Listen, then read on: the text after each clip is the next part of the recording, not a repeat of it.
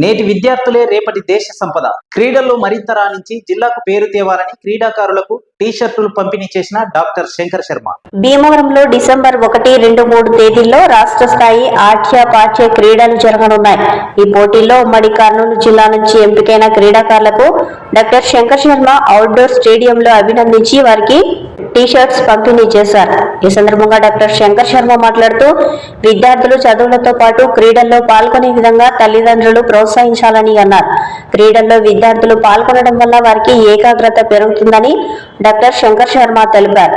కర్నూలులో క్రీడలను ఎక్కువగా ప్రోత్సహించడం వల్ల భవిష్యత్తులో కర్నూలుకు జాతీయ స్థాయిలో పేరు వస్తుందని అన్నారు.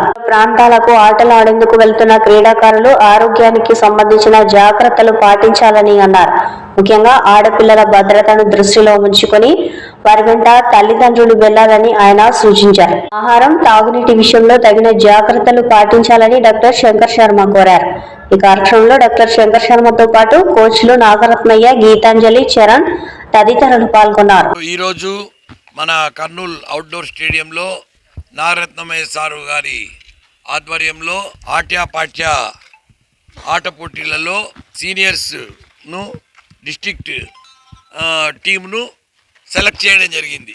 గేమ్స్ జరిపి ఈ డిస్ట్రిక్ట్ టీము రేపు రాష్ట్రం లెవెల్లో, స్టేట్ లెవెల్లో జరిగే ఇంటర్ డిస్ట్రిక్ట్ కాంపిటీషన్స్ భీమవరంలో అంటే పశ్చిమ గోదావరి జిల్లాలో 1, 2, 3 తారీఖులలో ఈ ఆట్య-పాఠ్య పోటీలు స్టేట్ లెవెల్లో జరుగుతాయి.